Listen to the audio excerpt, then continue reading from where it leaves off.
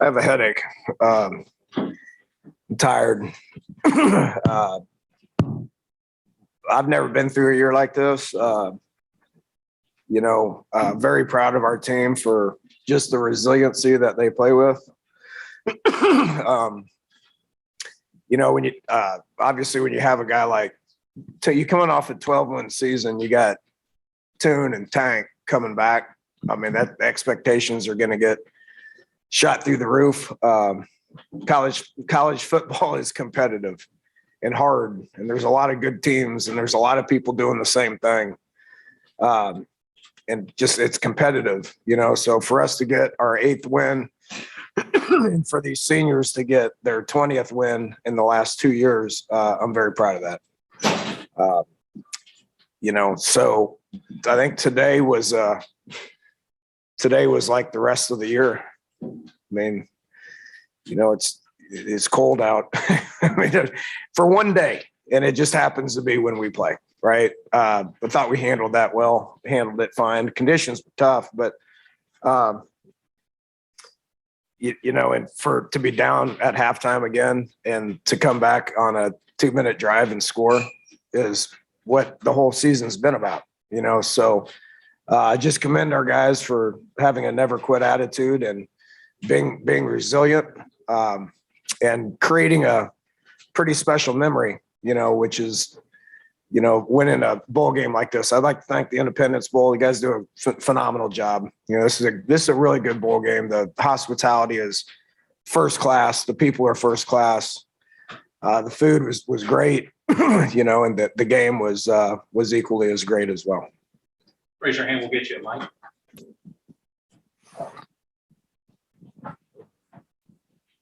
It goes without saying that it was cold out there. How much did that play in this game? We saw 2 fumbles that y'all were able to take away, but was it like kicking a rock out there or what?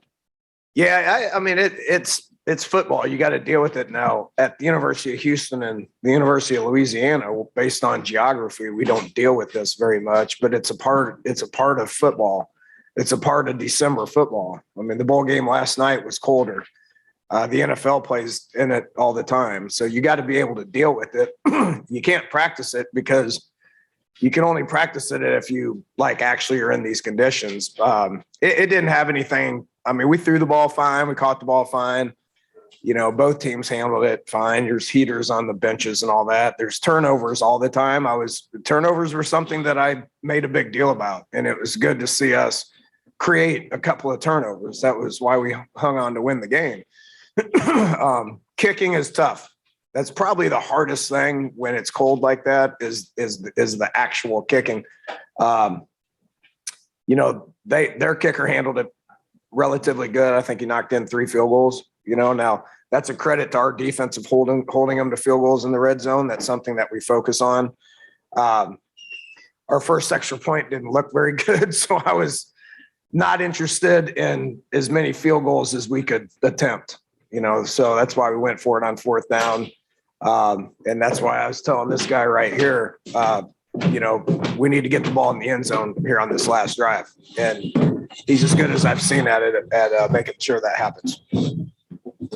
Yeah, Coach. So 16 points before halftime, 0 after half. Shut them out the second half. Yeah. What was that primary defensive adjustment? Creating turnovers. The 2 turnovers, took 2 possessions, where they didn't have opportunities to be able to score. So we played good. The one drive, they didn't look very good in the second half, but we created the turnover in the red zone.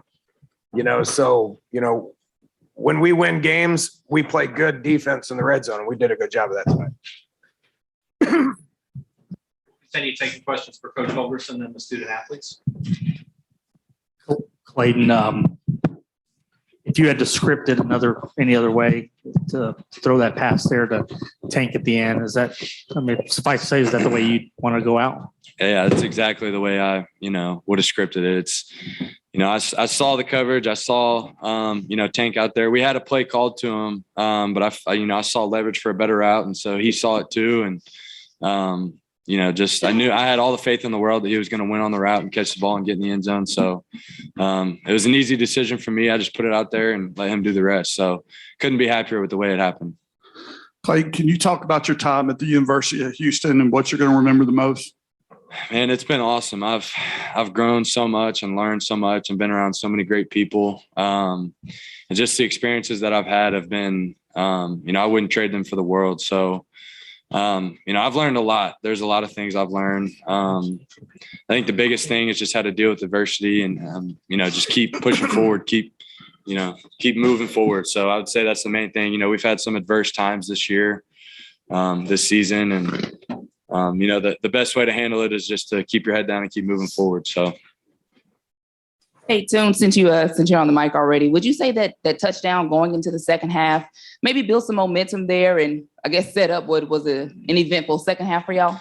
Yeah, I think it did. I think that's the kickstart we needed on offense. We're struggling a little bit.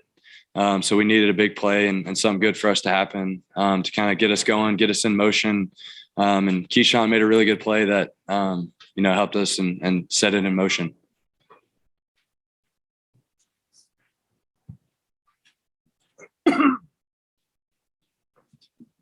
It seemed like every time they called holding on y'all, it really helped y'all because y'all threw for about 30 or 40 yards. Just talk about the dynamic of that, like 1st and 30 and second. Right. It kind of worked great for you. Well, we scripted that. So I was wanting to get as many pass yards as I could. So I was like, here on this play, hold so we can go back and I can throw it further. That was the whole part of the plan. But I don't know. I mean, that's the thing. Adversity, when you're faced with adversity, you got to overcome it. So that's the whole mindset and the whole mentality. So.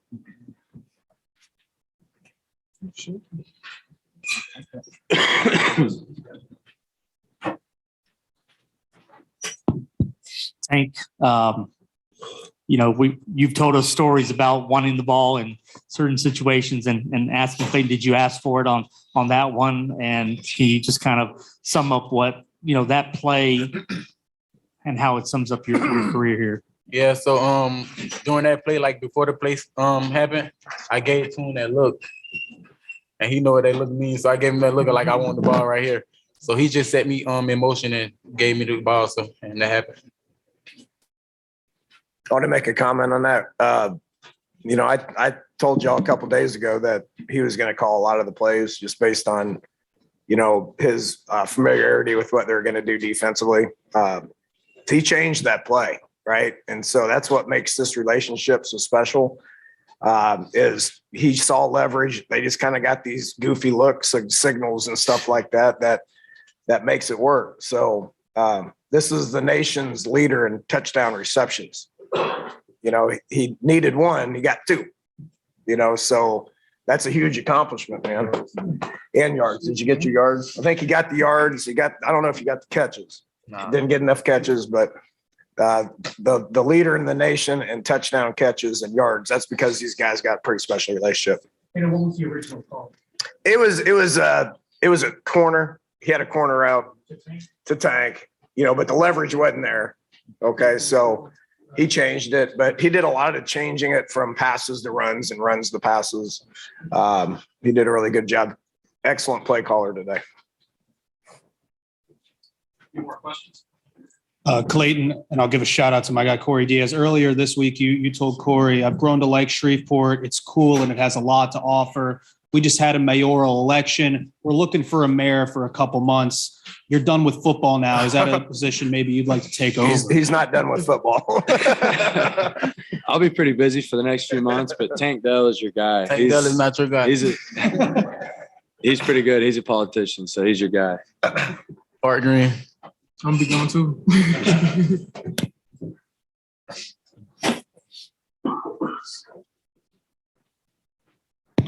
Art, he mentioned earlier about what the defense did in the second half. Can you just kind of take us through, how you guys came out of halftime and sort of, did what you did? Oh yeah, halftime. Honestly, we just felt like we was being outplayed as a whole unit, and we just had to come together and just finish the game. And that's something that we've been preaching to each other all year. So it was just nice to put a whole, just one good half together and just finish the game.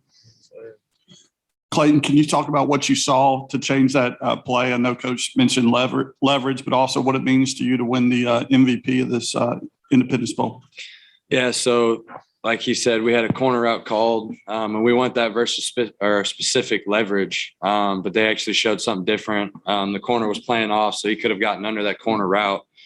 So I changed it just to a quick out, and I knew that he'd beat the guy. He had outside leverage on the safety guarding him, so I knew he'd just run up, pat his feet, and break out, and it'd be an easy touchdown. And as far as winning the MVP, it's really special. I'm happy to do it. I'm happy to be here and play with these guys. I couldn't do it without them. I couldn't do it without the O-line and the receivers and running backs and tight ends and coaches calling plays. So, it's really special, but I really owe it all to them to, put me in that position.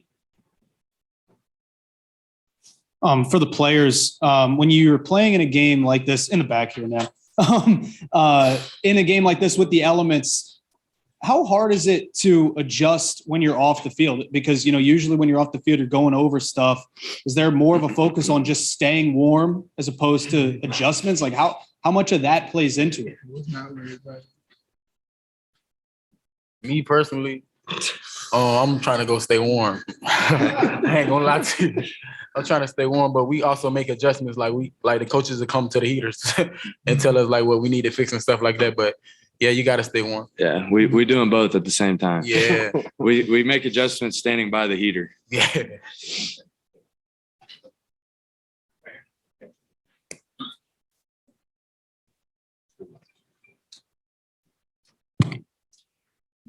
I just want to say to you that the headline I was going to use is Houston is singing a new tune at the Independence Bowl. I love it. I love all the last name puns. I've been getting them all my life. I love them.